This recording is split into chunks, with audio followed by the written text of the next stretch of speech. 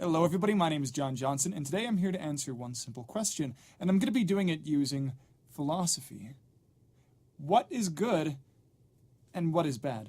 And why is it important to know precisely what good and bad is? So before I begin laying down the philosophy, I think first I would like to tell you a story. So the reason why I wanted to make a video about this in the first place was I was in the psychology department at Colorado State University. There was a graduate student who was studying cognitive neuroscience, and I was talking to him, and we were talking about morality, and I was saying, we were talking about emotions and feelings. We were talking about psychology-related things. Somehow, the argument stirred from emotion defined in a psychological or physiological sense. We started talking about feeling, and then subjective experience, and then whether good feelings were good and bad feelings were bad, and then we started talking about morality. And you know how things, you know how these things go. People start talking about one thing, they end on something else. But eventually, I learned that he was kind of I would call him more of a radical behavioralist. He wasn't a strict behavioralist like they were back in the 1960s, but he was, adhering to behavioralist philosophy. He was saying that good and bad are societal constructs. They're things that we learn. They're not innate to the universe. And he had a very good argument for why he thought that.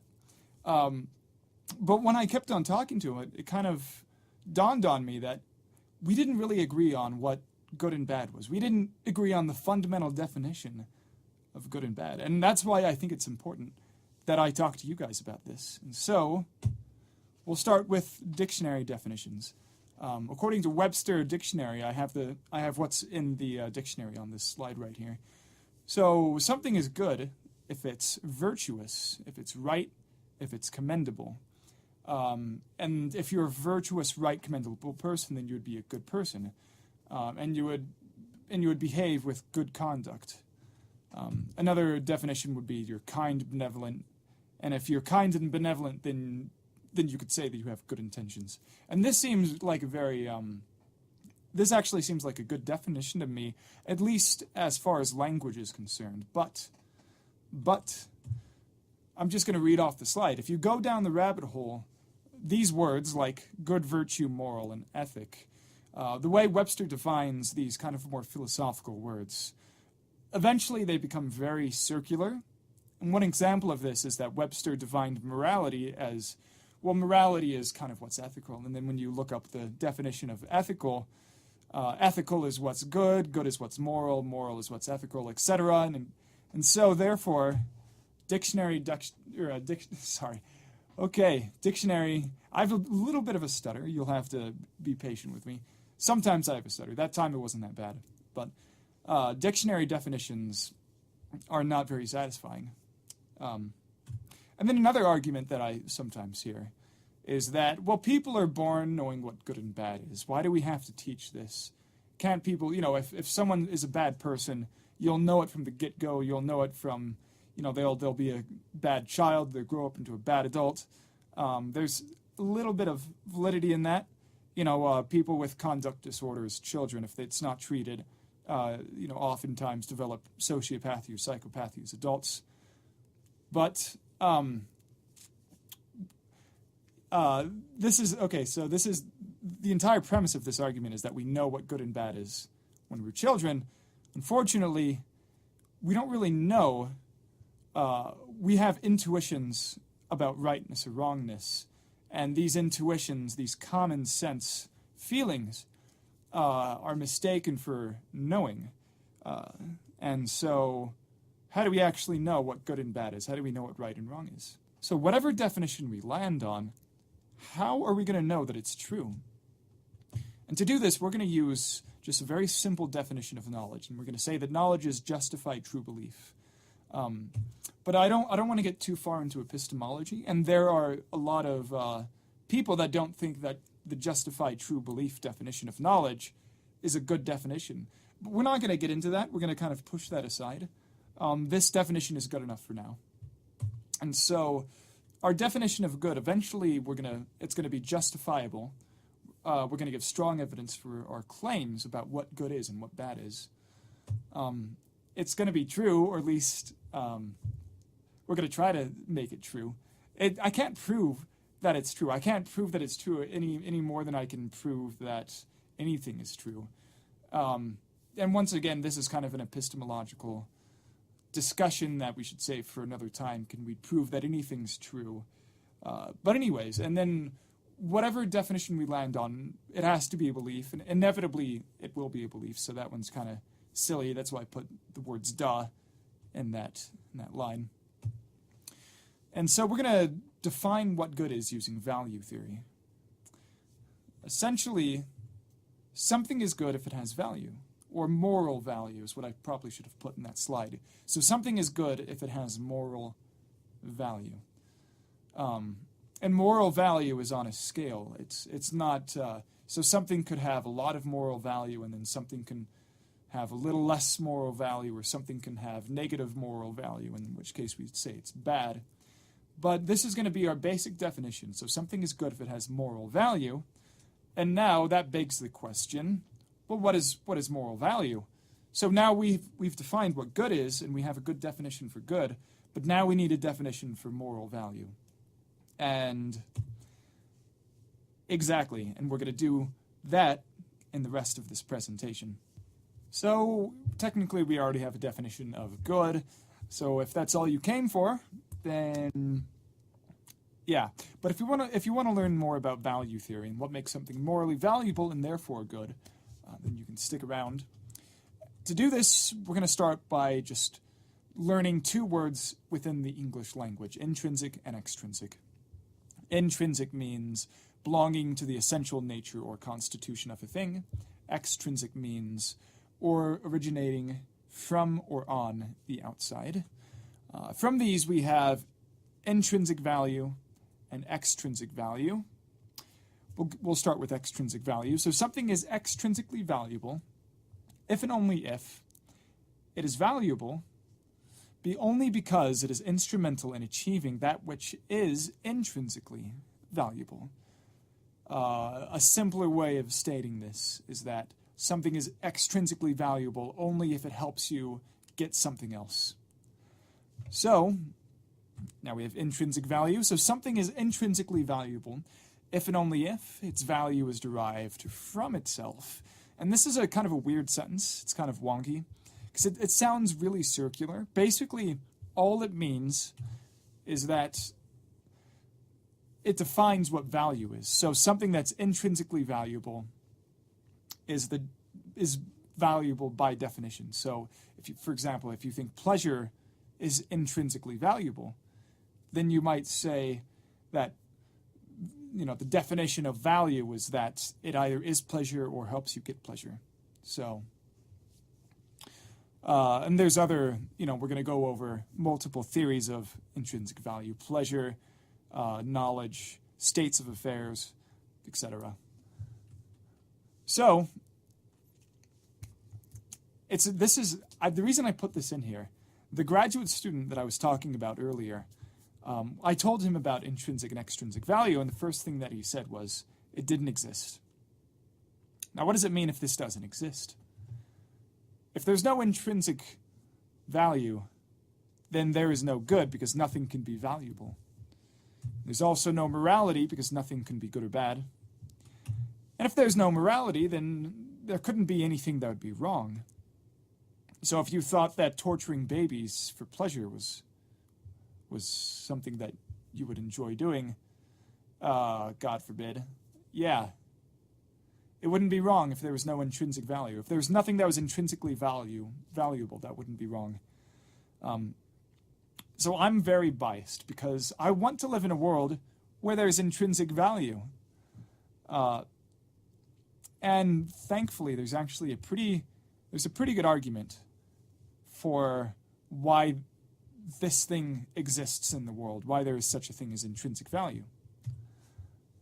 So, and we're going to talk about that later, but before we talk about that, I want to give a few examples just so you can have a clearer idea of what I'm talking about. And philosophers are kind of like children that constantly ask why. So yeah, and you're about to find out why that is.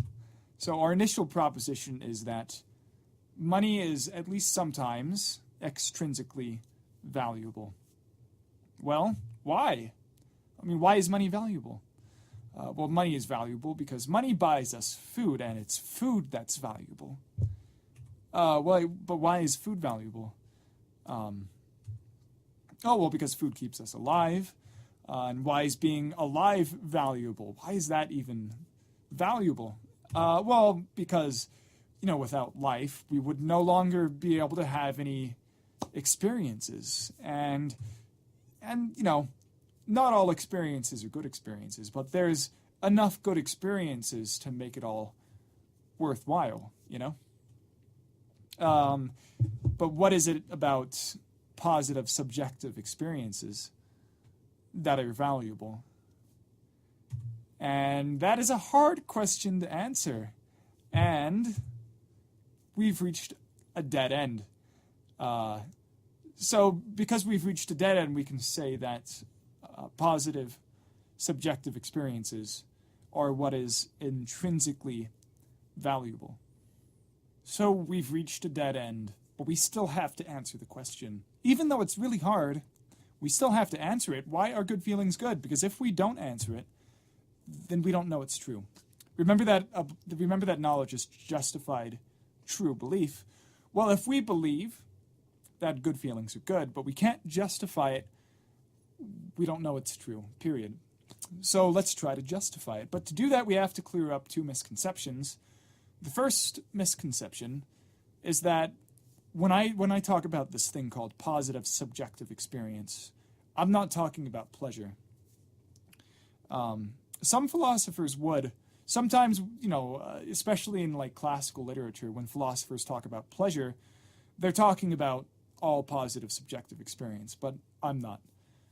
And in psychology, we don't refer to all subjective experience as pleasure. So as an example of this, if I was to eat a really good sandwich and it tasted good, that would be pleasurable. But if that sandwich reminded me of my grandmother's cooking and it brought back nostalgia, and that would not be pleasurable, it would feel good to have that nostalgia. It wouldn't be pleasure, at least from a psychological point. So, anyways, the second misconception is that this slide is actually wrong. It's supposed to say all factors are not held constant. And so one of these factors would be long-term versus short-term. Because sometimes when I talk to people about this, they'll often say, well, John, sometimes you can put in blood, sweat, and tears, and in the short term it'll be painful, but in the long term, and I always say, no, this is actually accounts for that. So for instance, if you put in, I'll just say if you're extremely obese and you're diagnosed with some sort of medical disease, and you have to lose like 300 pounds within the next 2 years, otherwise you're going to die. You're gonna, and let's say you really put in a lot of blood, sweat, and tears into losing weight, and it's really hard, and it's really painful, it's really difficult, but you finally do it, and you lose all of that weight, and you're alive, and you're healthy. In this case, all of the pain and all of the negative subjective experience associated with having to lose the weight, that would be extrinsically valuable. And that extrinsic value is because it allows you to live, and because you live, that would allow you to have other positive subjective experiences later in your life. Another factor would be the self versus other distinction. Because a lot of people would hear this and they would immediately think hedonism. It's kind of the selfish hedonism, where you're only doing things for yourself, like in a very narcissistic way. So this is not that. When I talk about how positive subjective experience is intrinsically good, I'm talking about positive subjective experience for any being, yourself and others included. So for example, if I was to save 2 people but I would die because of it, or I would be severely mutilated. Like if I was run over by a train to save another person that was stuck in the train tracks. And let's say I lose both of my legs. So losing both of my legs would be extrinsically valuable because it allows for the other person or the other two people to live. So there's that. So, and the premise, now that I think about it, I don't think it's a premise. But the argument, because there's so many premises that would go into that premise. But anyways, so the argument for why good feelings are good is that if every factor was held constant, and you could just choose whether someone was feeling a positive subjective experience or a negative subjective experience, you would always choose positive. And by all factors held constant, I'm not talking about just those two. I'm talking about every factor.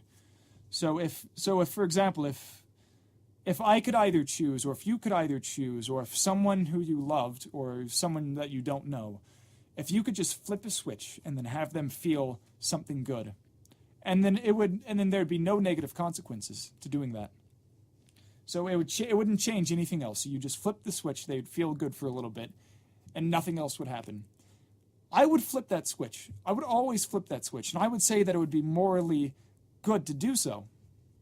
And so that's kind of the argument that we're needing to justify. But if you think that subjective positive experience is the only intrinsically valuable thing, well, we're going to run into some problems. A lot of times it's counterintuitive. So there are two examples of this. The first is necrophilia. So if you can have sex with a dead body, and it's not going to cause any harm to anybody else, but it's going to make you feel good. If positive subjective experience is the only intrinsic good, then it would be morally justifiable for you to have sex with dead bodies. I'm not saying that it's morally justifiable to have sex with dead bodies, but I am saying that if positive subjective experience was the only intrinsic good, then it would be. So another thing is that you may have heard of the subjective, I think it's called the subjective experience machine. I actually forgot the official name for it.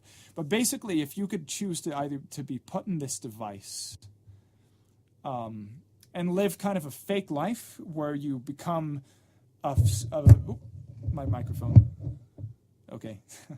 So you were put in this machine and you kind of live a fake life where you're always happy and you kind of live a lie. You're this successful person. You have a good marriage that nothing bad ever happens, and you're just happy your whole life, but it's all a lie. Would you choose to live in that? Would you choose to live that life, or would you choose to live a life that was full of pain and suffering? Most people would choose to live the real life that's full of pain and suffering rather than the illusion that's full of happiness. So, and that's the experience machine. That's what it's called. It's called the experience machine. I'm glad I remembered that. I'd feel bad if I didn't. So,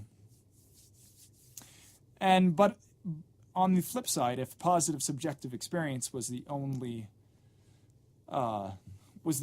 intrinsic good, then maybe you should put yourself in the experience machine, But anyways, that's that. And so what I'm gonna do in the next slide is I'm gonna give an argument for why good feelings are good, and for why positive emotions will always beat negative emotions. And it's going to get kind of complicated, but I also want you to keep in mind that what I'm about to say is my own argument.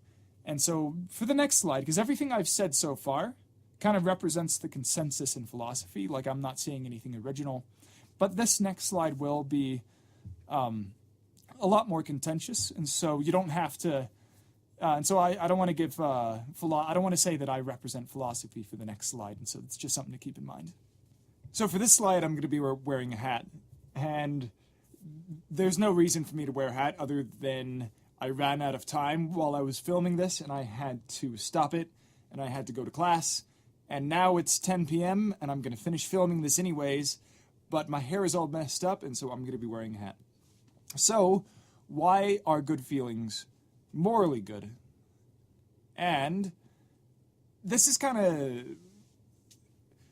of complicated. So I just made something on the slide, and I'm just going to read it out loud, word for word. So it's unscientific to say that some beings are capable of feeling subjective experiences.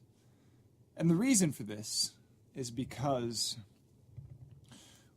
we can measure things that indicate subjective experience using brain imaging. For example, we can put someone through an fMRI, and if their limbic system and if their hypothalamus and if their amygdala, if their amygdalae are active, we can assume that they're feeling subjective experience. But this doesn't prove it. This doesn't prove it because, and the reason for this, it is impossible to fully describe the structure of a subjective experience using verbal language, including sciences that operate using such language, such as psychology or cognitive neuroscience. So, in other words, we can indicate that someone's feeling a feeling using brain imaging, but the words that we use to describe feeling may not coincide with the scientific data. And then since linguistic symbols do not literally measure, but instead merely reference subjective phenomena. Therefore, we can only know if positive emotionality is intrinsically good when we can scientifically describe subjective experience. We can only know if positive emotionality is intrinsically good when we can scientifically describe subjective experience. However, biology and neuroscience will never be able to do this without first establishing why complex electrical patterns sometimes result in subjective experience. So what this basically means is that people say that the brain causes people to feel. Well, it's not the brain that's feeling. It's the fact that electricity is traveling from neuron to neuron, and that's what's causing people to feel. Because if brains could feel, then they wouldn't need any calories or any energy inputs in order to feel. So it's actually, the brain is just the vessel for electrical activity, and it's actually the electrical activity that's causing subjective experience and consciousness. But we can't say that electricity is subjective experience for obvious reasons. There's something about, I mean, for all we know, it could be at the same time, because there's something about the way electricity is traveling in a complex way in which consciousness can arise. So we can assume that the consciousness that travels from one simple circuit to another, let's say in a loop, like from in our electric wires that are outside. We can't say that the electricity is traveling in a way that causes consciousness, but we can say it is with us. And this means that we can't truly know that we are capable of feeling good or bad things, or at least scientifically so. It means that we can't show that we're feeling something using science. But it is probable that we are capable because we have awareness of our feelings. So in other words, this kind of goes back to Descartes. I think, therefore I am. I'm changing the argument a little bit. So I'm not saying that we think, therefore I am. What I'm saying is that we feel something, and therefore this thing that we feel, we're going to put a label on it, and we're going to call it feeling. And that's how we know we can feel, is basically we're feeling it. That is a circular argument, which is a fallacy, which is a logical fallacy, and I'm completely aware of that. But at the same time, if I feel incredible pain, or if I feel incredible joy, the fact that it feels good or bad indicates that it exists. And so And so our awareness of its existence is kind of an unscientific measurement of this. And so, does this answer the question, why are good feelings good? It does not. I'm just going to say right now, it does not actually answer the question, but it elucidates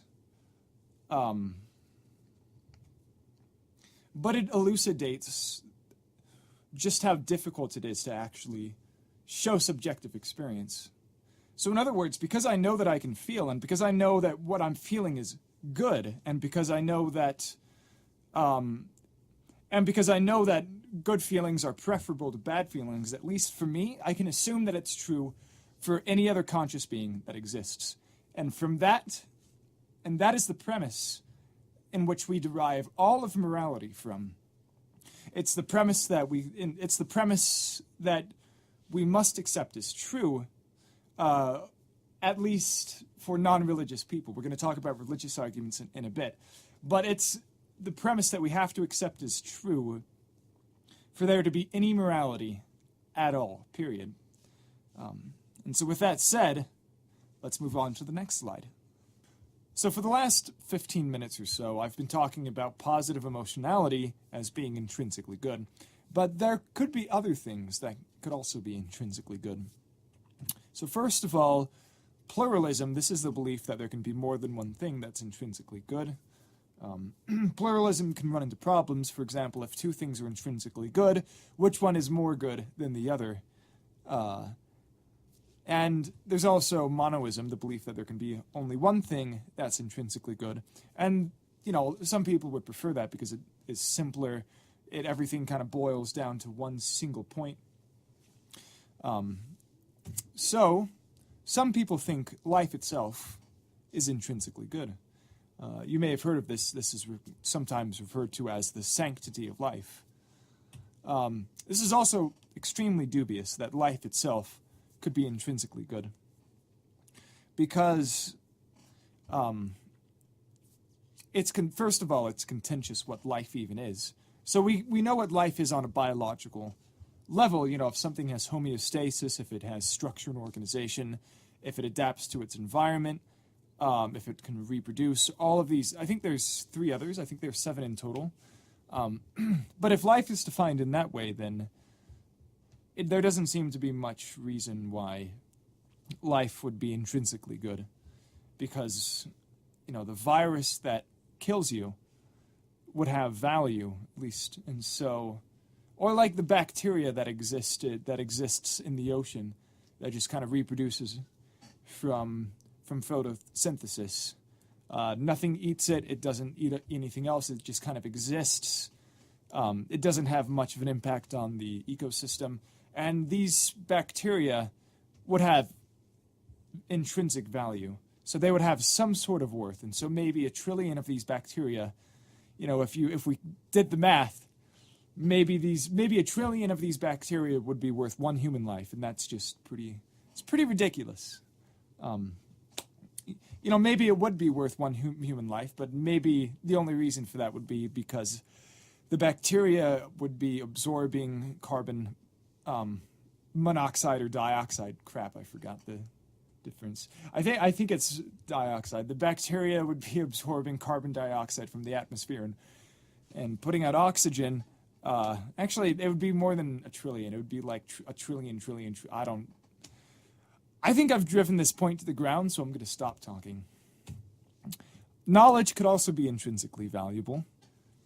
And we already talked about the experience machine, that you would rather live a less happy life as long as you knew that what you were living was real and not an illusion. And so, therefore, there must be something other than happiness that is intrinsically valuable. In this case, it'd be the knowledge that that what you're living is real. Immanuel Kant, and he had this thing that's called deontology. A lot of people don't like deontology. A lot of people don't like Kant anyways. You may have heard of all the jokes about his name. We're going to talk about him anyways. So adding an intrinsically valuable consequence to a behavior can never decrease its value. And that's a pretty interesting premise, in my opinion. Kant was a pretty interesting guy. Adding an intrinsically valuable consequence to a behavior can never decrease its value. And therefore, pleasure cannot be an intrinsic value. Because, we'll take sadism for an example. The more pleasure that you derive out of making other people suffer, that actually makes it worse, not better. So if you murder someone just because it makes you feel good, the better you feel from doing that, the worse the behavior is, morally speaking. And so therefore, because you're adding pleasure to a behavior and it's making it worse and not better, pleasure cannot be intrinsically valuable. And there's a lot of problems with that argument. It is a really interesting argument. It's a really clever argument. It's a really creative argument. One of the ways you can contest this is by saying that actually adding pleasure to sadism makes it a little better, not a little worse. That you're killing someone, but at least someone's feeling good because of it. It's a horrible thing, and the person that is the murderer deserves justice. But essentially, but the pleasure that he feels is actually not a negative consequence, and you can go along that route. That's actually the route that I would use if I were to actually argue this in a debate. But anyways, we'll move on. Here's another really compelling argument. I haven't quite decided I need to look into this, but I actually am a huge fan of this argument. Only states of affairs. Oh, God. Okay. Microphone, once again, it fell off. Oh, my God. It, got totally screwed up. Okay. Okay, we're good. Okay, so only states of affairs can be intrinsically good. Now, what is a state of affair? I'm going to get into this later, and so I'm going to skip this for now, and we're going to come back to it in the next slide. So, and only facts regarding states of affairs can be intrinsically good. That has also been postulated. So, it's not. So, for example, if I was feeling pleasure, it's not the pleasure that's good. It's the fact that I was feeling pleasure that's good. And to be honest, I'm just going to be very humble right now. I don't know enough about philosophy to give an argument for or against that claim. Know it exists is a really interesting argument. It's really fun to conceptualize and wrap your mind around, and I'm just going to leave it at that. I know a lot more about religious arguments because I studied religion for quite a long time. So we have monotheism and we have panentheism. Monotheism being Christianity, Judaism, Islam. Panentheism being Buddhism, to some extent Hinduism, Jaidism. So, in religious arguments, oftentimes the valence of emotion, whether it be positive or negative, is often irrelevant to the morality of a behavior or action. We'll use Jesus as an example. Jesus died on the cross. And he went through a lot of pain and he went through a lot of suffering while he was dying on the cross. And if Jesus was having a good time dying on the cross, I feel silly saying that out loud, but if Jesus wasn't in pain when he was dying on the cross, physical pain, that wouldn't make that behavior any better or worse. And in fact, a lot of religious beliefs, suffering is an integral part of their belief system. In other words, sometimes suffering brings you closer to God, and being closer to God is intrinsically valuable. And so the suffering is intrinsically valuable because it brings you closer to God. So yeah, with panentheism, it's all about transcendence. It's transcending our body into a higher realm. In Buddhism, it would be nirvana. Ooh, okay. Stutter. So in panentheism, in Buddhism, it would be nirvana. In Hinduism, or at least Vaishnavism, which is what I would study, it's kind of, Vaishnavism is kind of similar to Christianity. You would transcend, but in a way that would bring you closer to God. Their God is Krishna, Krishna being the supreme personality of Godhead. That's what they call him. Anyways, we'll move on. So, lastly, we have nihilism and relativism, which those two beliefs are actually surprisingly popular today. They're definitely worth going over. So they don't believe that there's any objective morality. They believe that morality is either learned from society, that it's either, and if it's not learned from society, then it's unique only to animals. So, and there you have it. And there are compelling arguments for this, but since I already gave such a lengthy argument for why positive emotionality is intrinsically good, I'll just consider that the rebuttal to nihilism and to relativism. So I told you that we were going to talk about the states of affairs, and let's do that. And I want to do this using an example like what we had earlier. So our first proposition is that it's good for people to learn about morality. Now, why is this so? Well, it's because when people learn about morality, then they will engage in behaviors that are more ethical. And so why is it good for people to behave ethically? Well, it's because that if people behave ethically, then more people will be happy and less people will suffer. And why is it good that more people are happy and less people are suffering? And note that we don't say that it's because happiness is good and suffering is bad. This would not be a state of affairs argument. Instead, for the state of affairs argument, we would say that this is because it would be progress towards an ideal state of affairs. And that ideal state of affairs consists of people who are happy, who are not suffering. And that the ideal world to live in would be one in which people are happy and that people don't suffer, and this is the ideal state of affairs. But why is this the ideal state of affairs? And we would say that this is intrinsic, so that we can't really go any further than this. We can give a justification for why this would be an ideal state of affairs, and we might give a justification that's similar to the one we gave for the non-state of affairs argument. It might look similar, but this would be intrinsic, and so we can't go any further down this particular rabbit hole. And the state of affairs argument, just like the previous one, it controls for variables such as the short-term versus long-term distinction and the self versus others distinction. So we've spent all this time talking about good, but what about bad? And to know what bad is, we have to go over some formal logic. And if you've never taken formal logic, then that's okay. We're just going to go over a few basic terms. So first of all, bad is not the logical contradiction to good. Now, what is a logical contradiction? So anything that has the word not before it, that's its logical contradiction. So if we're talking about cheeseburgers, everything that's not a cheeseburger is the logical contradiction.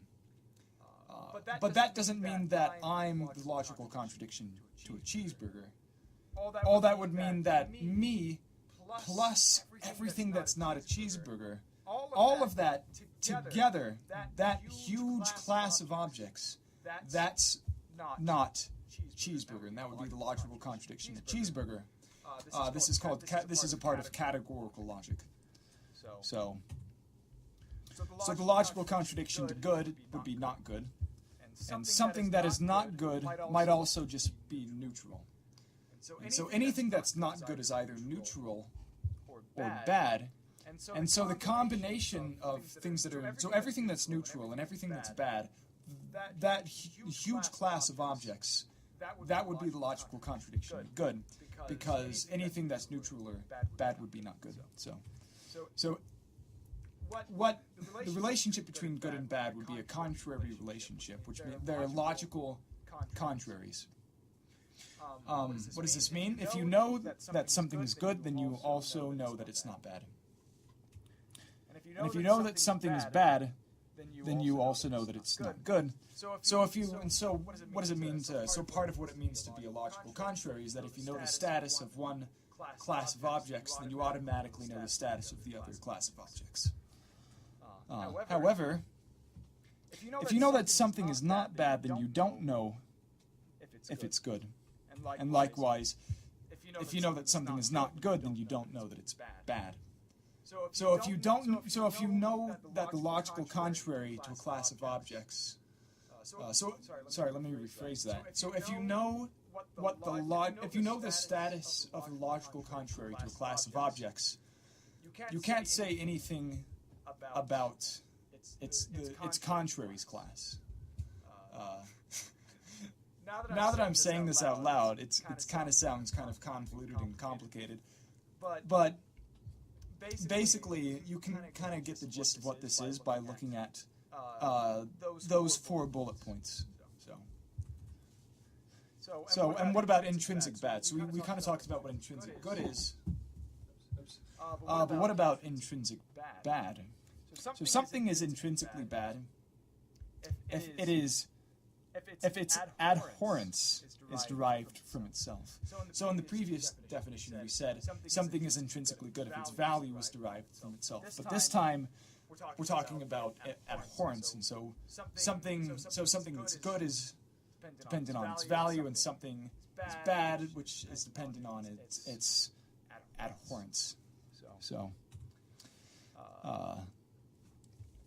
is morally neutral an empty class? In other words, is there anything within reality that is actually morally neutral? Is there any literal object? We're no longer talking about conceptual objects. Is there any literal thing in the universe that's actually neutral? Or can it be classified as good or bad in this huge grand scheme of things? And if good and bad are a dimension that crosses this 0 point, then mathematically speaking, the 0 point to a dimension doesn't exist. It's a limit, but the closer you get to that limit, you can never actually reach that limit. It's an asymptote. This goes back to calculus. So, if it's a dimension, then logically speaking, or mathematically speaking, is what I should have put in that slide. So if it's a dimension, then mathematically speaking, it would be impossible for something that is good to also be bad. Wait, no, what? What did I say? Then it's mathematically impossible for something... Okay, well I screwed up this slide. So basically it's impossible for anything to be neutral, and that's all we need to know. So this is the end of this presentation, and I'm going to end it with asking that how do you know that anything I said is actually true? Well, in other words, is morality a justified true belief? First of all, is morality scientific? Can we justify it using science? And as I discussed, we can't. Period. We just can't. Morality is not testable using scientific means. It's not falsifiable using science, and it's not quantifiable. It's not measurable using science, and that's why we can't validate morality using science. But can a belief be a justified true belief, even if we can't show that it's true scientifically? And the answer is yes, we can. So for example, people knew things before science. Science is pretty much a relatively new thing for humanity. At least the scientific method is. And it's also true that just because something is backed by science, that doesn't make it a justified true belief. And I may sound like an idiot for saying that, but it's true. It's true. Newton's gravity was mostly true. The version of Isaac Newton's gravity, when he invented calculus and he formulated the first underpinnings of what gravity was using calculus and mathematics. Now that is some science right there. And Einstein showed that parts of it were not true. And so Isaac Newton's gravity was a scientific model that was justified. And it was a belief. And most of it is true, but some of it wasn't. So just because something's scientific, it doesn't make it a justified true belief. Likewise,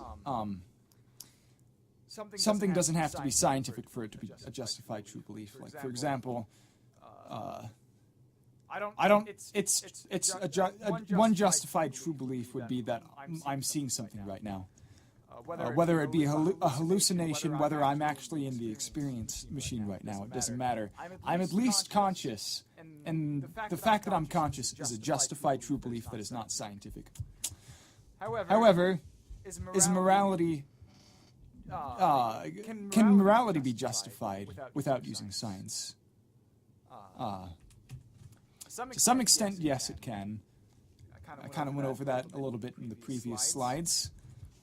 And to some extent, no, it can't. That a justification for morality would be much, much stronger if we could use science. And the biggest critics of morality, the people that say morality doesn't exist, they'll oftentimes, a lot of the times they'll be more than happy to point this out. I've heard people say that morality is an unscientific not way of life. That's right. So they say that morality is basically an untestable hypothesis, and because they don't like untestable hypotheses, just they don't care. And so I'm not saying those people are wrong. Those people have a good point. Morality and philosophy, if we had a way to measure and quantify subjective experience, this would be a lot easier. And so this is your starter kit for Good and Bad 101. I'm going to encourage you to go out and continue to learn. If you're watching this video, then chances are you're probably doing that. So continue doing it. Yeah. This is a really new channel. This is my first academic presentation, pretty much that I've ever given. If you thought that it was at least decent, then why don't you say something in the comments? I like feedback. If you think there's something that I could have done better, then let me know. If you think there's something I did well that I should continue doing in my future presentations, then let me know that as well. Yep. Thank you very much. And I will see you in the next one. Bye-bye.